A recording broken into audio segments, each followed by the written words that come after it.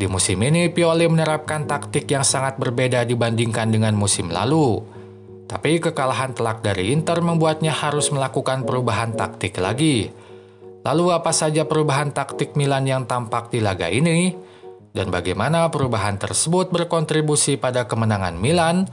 Temukan semua jawabannya di video ini. Hasil negatif yang masih didapat timnya membuat Ranieri mengubah kembali formasi dan kini menjadi 5-4-1. Komposisi pemain sedikit diubah, tapi pemain penting seperti Lufombo, Nandes, dan Dosina tetap ada di line up awal. Pioli masih gunakan formasi 4-3-3. Hanya saja jadwal padat yang dihadapi membuat rotasi pemain dilakukan.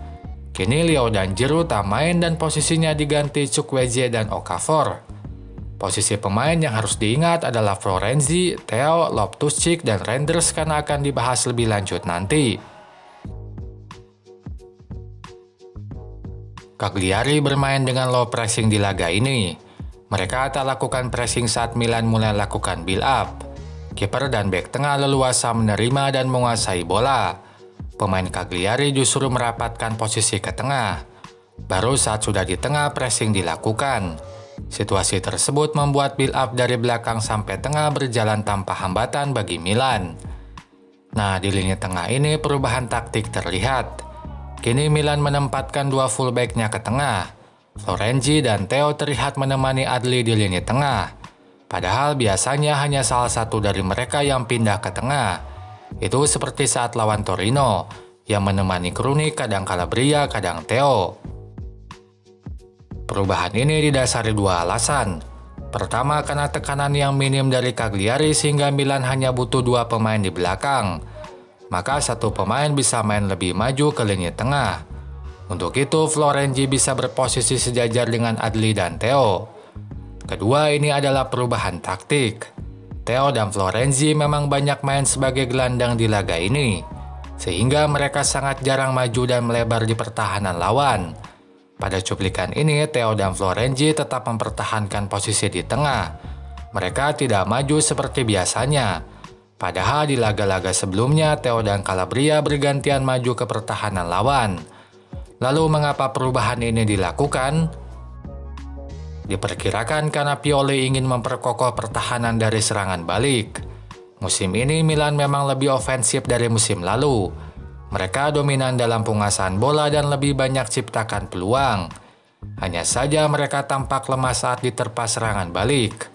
Yang paling tampak tentu saat mereka menerima kekalahan dari Inter. Saat Inter lakukan serangan balik, posisi Calabria terlalu di depan sehingga ia tak bisa tepat waktu kembali ke belakang. Maka keunggulan jumlah pemain dimiliki Inter di pertahanan Milan. 4 pemain hanya dihadapi 3 bek. Ini mempermudah Inter dalam menciptakan gol.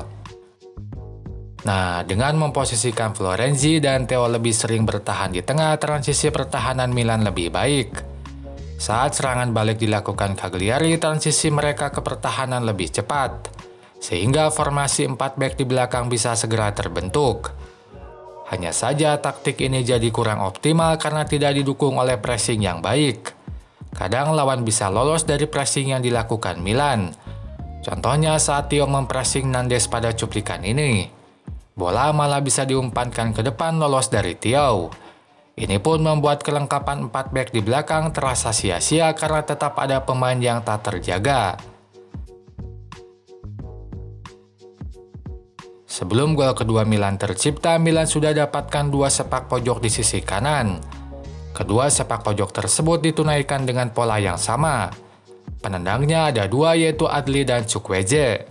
Lalu di depan kanan kotak penalti tak tampak ada pemain Milan. Saat bola akan ditendang, Chukwueze akan keluar dari sudut lapangan dan membiarkan Adli menendang bola. Bola yang diumpankan adalah bola lambung ke kotak penalti. Tapi di sepak pojok ketiga, pola yang berbeda ditampilkan.